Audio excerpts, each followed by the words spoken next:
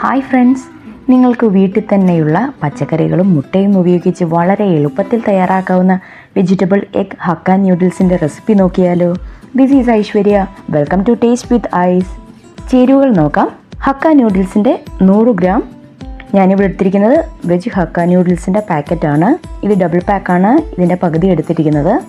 ഇനി ആവശ്യമായ വെജീസ് നോക്കാം. ക്യാബേജ്, ബീൻസ്, സവോള, ക്യാരറ്റ്, ക്യാപ്സിക്കം, കൂടെ തന്നെ 3 മുട്ടയും.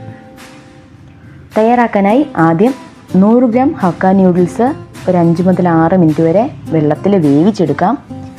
ഇതിലേക്ക് ന്യൂഡിൽസിന് ആവശ്യമായ ഉപ്പും 2 ടേബിൾ സ്പൂൺ ഓയിൽ കൂടി ചേർത്ത് വേവിക്കാം. ഒത്തിരി വെന്തു പോകരുത്. ന്യൂഡിൽസ് തമ്മിൽ ഒട്ടിപ്പിടിക്കാതിരിക്കാൻ വേണ്ടിയാണ് എണ്ണ ചേർത്തിരിക്കുന്നത്. ഒന്ന് തിളച്ച് വരുമ്പോൾ തന്നെ വെന്ത് വന്നിട്ടുണ്ടാകും. ഇതിനെ ഒന്ന് ഊറ്റി വയ്ക്കാം. ഊറ്റി വയ്ക്കുമ്പോൾ മാക്സിമം തണുത്ത വെള്ളം കൂടെ ഒഴിച്ച് ഊറ്റി വയ്ക്കുക.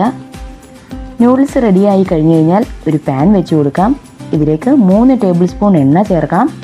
ചൂടായി വരുമ്പോൾ ചെറുതായി അരിഞ്ഞ സവോളയും നീളത്തിലരിഞ്ഞ ക്യാരറ്റ്, ബീൻസ് ചേർത്ത് ഒരു 2 മിനിറ്റ് ഒന്ന് വഴറ്റി കൊടുക്കാം. ഇപ്പോൾ ഹൈ ഫ്ലെയിമിലായിരിക്കണം.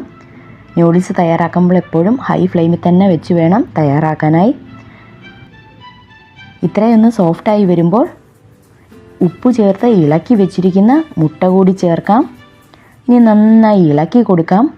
മുട്ട നന്നായി വെന്ത് വരുമ്പോൾ ക്യാബേജും ക്യാപ്സിക്കവും ചേർത്ത് നന്നായി ഇളക്കാം. ഒരു 2 മിനിറ്റ് ഇതുകൂടി ഇളക്കിയതിന് ശേഷം ഫ്ലെയിം ലോയിലേക്കാക്കാം. ഇനി പൊടികൾ ചേർക്കാം. 1/2 ടീസ്പൂൺ മുളക് പൊടി, കുറച്ച് ഉപ്പ്, മീറ്റ് മസാല അല്ലെങ്കിൽ മാഗി മസാല. ഞാനിവിടെ മാഗി മസാലയാണ് ചേർത്തിരിക്കുന്നത്. രണ്ടിനും ഒരേ ടേസ്റ്റാണ്. ഇനി ഇതെല്ലാം കൂടി നന്നായി ഒന്ന് വെജീസിലേക്ക് ഇളക്കി യോജിപ്പിച്ചെടുക്കണം. ശേഷം ന്യൂഡിൽസ് ചേർക്കാം. ഇനി ഫ്ലെയിം ഹൈയിലേക്ക് വെക്കാം. നന്നായി ഇളക്കി യോജിപ്പിച്ച് കഴിഞ്ഞാൽ നമ്മുടെ വെജിറ്റബിൾ എഗ് ഹക്ക ന്യൂഡിൽസ് തയ്യാറായി കഴിഞ്ഞു.